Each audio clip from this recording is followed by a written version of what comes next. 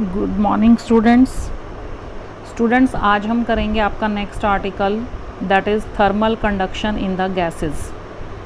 Thermal conduction in the gases, और आप इसको बोल सकते हैं ट्रांसपोर्ट ऑफ एनर्जी, कि एनर्जी किस तरीके से आपकी ट्रांसपोर्ट होती है हाँ गैसेस के अंदर, हमने वो देखना है, और उसी को हम बोलते हैं थर्मल कंडक्शन इन गैसेस। तो स्टूडेंट्स देखिए क्या होता है, जो हमारा गैस है that may be assume to consist of a large number of parallel layers. Large number of parallel layers जैसे हमने ये दिखाया हुआ है, जिसमें से हमने दो लेयर्स को कंसिडर किया है यहाँ पे, layer number 1 and layer number 2। और ये जो दोनों लेयर्स हैं, दोनों लेयर्स का जो एरिया ऑफ क्रॉस सेक्शन है दैट इज़ ए, दोनों लेयर का एरिया ऑफ क्रॉस सेक्शन है that is same, and these both the layers are dy distance apart from each other. The first layer is at temperature d plus dt and the layer second is at the temperature T, means the second layer is having somewhat lesser temperature as comparison to the layer 1। ठीक है, इस तरीके से जो gases हैं वो जो है that may B constituting of parallel layers and all the layers may be at different temperatures. Now in such cases gas molecules will carry kinetic energy from the region of higher temperature to the region of lower temperature। जो उनका जो temperature है वो higher temperature से lower temperature की तरफ जो gas molecules हैं वो मूव करेंगे, so as to bring about the thermal equilibrium state. जब वो थर्मल इक्विलिब्रियम स्टेट आ जाएगी, इस प्रोसेस को बोलते हैं, this process is known as thermal conduction. This process is known as thermal conduction. If we consider two parallel gas layers separated by normal distance dy, हमने यहाँ पे देखिए ये टू गैस लेयर्स कंसिडर की हैं, these are separated by the distance dy, these two layers are separated by the distance dy and the temperatures are T and T plus dt respectively। Then the amount of the heat energy flowing from the layer 1, क्योंकि higher temperature पे कौन है, जो आपका layer 1 है, और जो lower temperature पे है वो आपका क्या है, सेकेंड लेयर है। तो जो हायर टेम्परेचर से लोअर टेम्परेचर की तरफ जो है आपका फ्लो होगा हीट का, clear, and that will be given by, that energy will be given by E will be proportional to A is the area of cross section. Area of cross section से क्या मतलब है, जितना ज़्यादा area of cross section होगा उसके अंदर probability है कि नंबर ऑफ मॉलिक्यूल्स उस लेयर के अंदर उतने ही ज़्यादा होंगे, और जितने ज़्यादा होंगे उसका मतलब जो एनर्जी का जो हीट ट्रांसफ़र है that will be more in that. अब ये dt over dy, this is the temperature gradient, कि टेम्परेचर जो है डिस्टेंस के साथ कैसे वेरी कर रहा है उसके ऊपर भी डिपेंड करेगा। तो E is depending upon the two factors, one is proportional to A and another one is proportional to the temperature gradient। जब हम ये जो proportionality sign हटाएंगे तो we will introduce a constant which is K। K is the proportionality constant, और उसको हम बोलते हैं coefficient of thermal conduction of gas। coefficient of thermal conduction of gas, और इसकी वैल्यू हमने फाइंड आउट करनी है। और A जो है, A आपका क्या है, area of cross section of each layer. अब देखिए स्टूडेंट्स, और dt अपॉन dy क्या है, dt अपॉन dy क्या है, टेम्परेचर ग्रेडियंट है, rate of change of temperature with the distance. Clear. अब हमने जो एक्सप्रेशन फाइंड आउट करना है, एक्सप्रेशन फाइंड आउट करने के लिए हमें ये वाला डायग्राम बना के आना है एग्ज़ाम के अंदर, ये वाला।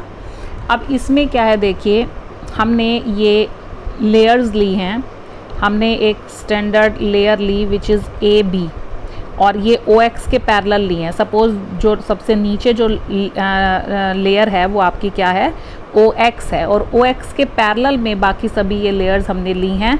जो आपका रेफरेंस जो आपकी लेयर है दैट इज़ AB, और AB जो है y डिस्टेंस अपार्ट है फ्रॉम द लेयर OX जो कि सबसे नीचे है।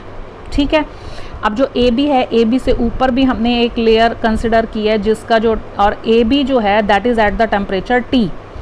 CD जो लेयर ली है, CD जो लेयर ली है उसका क्या है, temperature T plus lambda into DT upon DY। और यहाँ पे जो E है, EF जो लेयर है that is below the reference layer AB, और उसका जो टेम्परेचर होगा that will be T minus lambda into DT upon DY। क्योंकि ये जो लेयर है आपस में जो AB से CD का जो डिस्टेंस है that is lambda. Lambda is the mean free path, lambda is the mean free path. मतलब जो A से अगर C के अंदर जो आपके गैस मॉलिक्यूल्स जाएंगे वहाँ पे उनके बीच में कोई कोलिजन नहीं होगा, मीन फ्री पाथ रहेगा, कोई कोलिजन नहीं होगा। ऐसे ही A B से आपके अगर E F के अंदर जा रहे हैं तो भी वो आपका कोई भी कोलिजन्स नहीं होंगे, मीन फ्री पाथ होगा। तो इस तरीके से हमने कंसिडर करना है।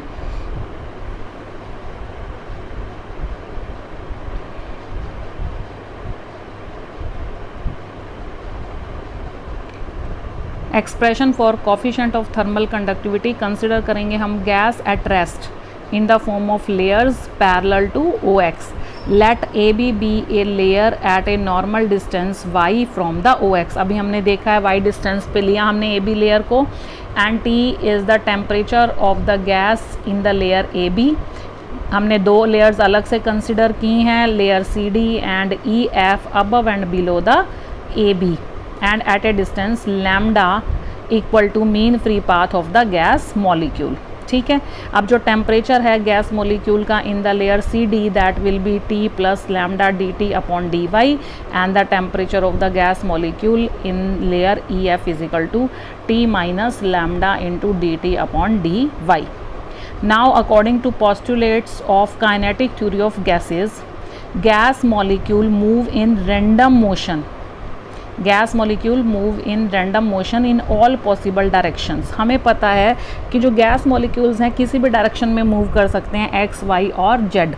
So if small n is the number of gas molecules per unit volume, अगर पर यूनिट वॉल्यूम है स्मॉल n जो है नंबर ऑफ मॉलिक्यूल्स हैं, तो हर डायरेक्शन के अंदर जो प्रोबेबिलिटी होगी कि नंबर ऑफ मॉलिक्यूल्स मूव करेंगे that will B n/3 n/3 and n/3। ठीक है ना, x डायरेक्शन में भी प्रोबेबिलिटी होगी कि n/3 जो आपके मॉलिक्यूल्स हैं वो मूव करेंगे, ऐसे ही आपकी y डायरेक्शन में भी n/3 और ऐसे ही आपका z डायरेक्शन में भी 1/3 जो प्रोबेबिलिटी होगी। Now number of gas molecules moving along the y axis, क्योंकि हमें सभी डायरेक्शंस में इक्वली है उसकी प्रोबेबिलिटी, तो हम जो हमारा, क्योंकि हमने इस तरीके से OX कंसिडर किया है और ये हमने AB रेफरेंस लाइन ली, CD इसके ऊपर है और EF इसके नीचे है, तो ये आपका क्या है, हम किसकी बात कर रहे हैं, Y एक्सिस की बात कर रहे हैं। Y एक्सिस में हम फिर कंसिडर करके चलेंगे कि जो नंबर ऑफ मॉलिक्यूल्स हैं वो कितने हैं, n/3 हैं। अब n/3 हैं, अब आउट ऑफ n/3 टोटल आपके n/3 हैं, n/3 में से जो प्रोबेबिलिटी है कि ये AB आपका रेफरेंस लाइन है, कुछ ऊपर भी जा सकते हैं कुछ नीचे भी आ सकते हैं, तो उनमें से भी आपकी प्रोबेबिलिटी क्या होगी, n/6 can move in the upward direction and n/6 can move in the downward direction. मतलब हाफ प्रोबेबिलिटी होगी कि क्योंकि दो डायरेक्शंस हैं आपके पास, and C bar be the average speed of the gas molecules. Average speed हम consider करेंगे गैस मॉलिक्यूल्स की। अब हम ये देखेंगे कि जो नंबर ऑफ मॉलिक्यूल्स है crossing the layer AB downward per unit area per unit time क्या होंगे। कि कितने नंबर ऑफ मॉलिक्यूल्स जो हैं जो ए बी को क्रॉस कर रहे हैं डाउनवर्ड डायरेक्शन में per unit area per unit time, वो किसके इक्वल होंगे, n/6 into c bar. C bar is the average speed of the gas molecules. अब देखिए इसको n/6 इंटू सी बार क्यों लिखा गया है, क्योंकि अगर हम डायमेंशंस देखें तो जो हमारा n है, n is the number of molecules per unit volume, तो अगर हम इसके डायमेंशंस देखेंगे तो दैट विल बी 1/L³। और c के जो डायमेंशंस हैं, c के डायमेंशंस क्या हैं, length upon time, distance upon time. तो यहाँ से अगर ये जो क्वांटिटी है इसके हम डायमेंशंस देखेंगे तो ये क्या हो जाएंगे, पर unit area per unit time. ये जो n/6 इंटू सी बार है इसके जो डायमेंशंस होंगे वो क्या होंगे, पर unit area per unit time होंगे। तो इसलिए इसको हम इस तरीके से लिख सकते हैं। Total thermal energy carried by the all the molecules crossing the layer A B downward per unit area per unit time, वो किसके इक्वल होगा, total thermal energy carried by all the molecules which are crossing the layer AB in the downward direction। तो वो किसके equal होगा, देखिए m is the mass of the molecules, n/6 into c bar जो है that is number of the molecules crossing the layer AB in the downward direction, into CV is the specific heat at the constant volume, CV at the constant volume. अब जो downward direction में move कर रहे हैं वो कौन सी, ये जो आपकी लेयर्स थी ये OX थी, ये आपका AB है, ये क्या था CD लेयर है और ये EF है। अब ये इस डाउनवर्ड डायरेक्शन में आ रहे हैं। जो CD का जो टेम्परेचर था दैट वाज, वो यहाँ पे हम लिखेंगे और वो क्या था, T प्लस, वो था आपका T plus lambda into dt/dy के इक्वल था। तो वो हमने यहाँ पे ये लिख दिया है टेम्परेचर, साथ में वो हमने ये साथ में इनटू मल्टीप्लाई कर दिया है। इसी तरीके से टोटल थर्मल एनर्जी, ये तो हमने डाउनवर्ड डायरेक्शन के अंदर निकाला था, हम अब ए बी से अपवर्ड डायरेक्शन में अगर निकालेंगे तो वो क्या आएगा हमारे पास, total energy carried by all the molecules crossing the layer A B upward per unit area per unit time. तो सिर्फ यहाँ पे बाकी सारी क्वांटिटीज़ वही आ जाएंगी, सिर्फ और सिर्फ जो डिफरेंस होगा वो किसका होगा, जो नीचे से जो आपका EF का जो टेम्परेचर है नीचे से ऊपर जो जाएंगे that is T minus lambda into dt upon dy, that is temperature gradient है ना। dt/dy क्या होता है, टेम्परेचर ग्रेडियंट होता है। अब जो नेट ट्रांसफ़र है थर्मल एनर्जी का across the layer, net transfer of, अगर हमने ये निकालना है net transfer of the thermal energy across layer A B per unit area per unit time अगर हमने निकालना है तो वो किसके इक्वल आ जाएगा, that will be equal to E is equal to m into ये वाली जो क्वांटिटी माइनस जो डाउनवर्ड आ रहे थे माइनस जो अपवर्ड जा रहे हैं, उन दोनों को अगर हम माइनस कर देंगे तो हमारे पास ये क्वांटिटी आ जाएगी। यहाँ पे देखिए जो कॉमन फैक्टर है कॉमन ले लिया हमने, जो कि ये है इनटू T से T यहाँ कैंसिल हो जाएगा और ये आपका अंदर जो टर्म आएगी that will be 2 lambda into dt/dy। ये हमारी जो है E आ गया, net transfer of thermal energy across the layer A B. अब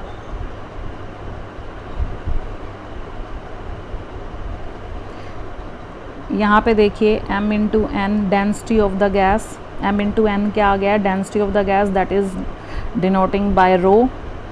E is equal to 1/3 rho into c bar into c v into lambda into dt/dy।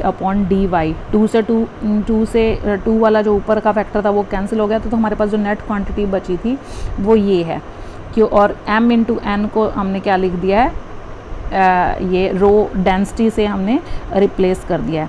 अब देखिए एक तो हमारे पास ये जो थर्मल एनर्जी आई है एक तो इक्वेशन नंबर 4 से आई है और एक जो हमने स्टार्टिंग में की थी कि किसके प्रोपोर्शनल है। ये जो दो इक्वेशंस है, इक्वेशन नंबर 4 और इक्वेशन नंबर 1, हम उनको क्या करेंगे, इक्वेट कर देंगे और इक्वेट करने के बाद यहाँ पे ये हमने इक्वेट कर दी हैं यहाँ पे dt से dt अपॉन dy से dt अपॉन dy कैंसिल हो जाएगा और यहाँ पे k इज इक्वल टू क्या आएगा 1/3 rho c bar into c v into lambda, where c is the average velocity, c bar is under root 8 kT upon m।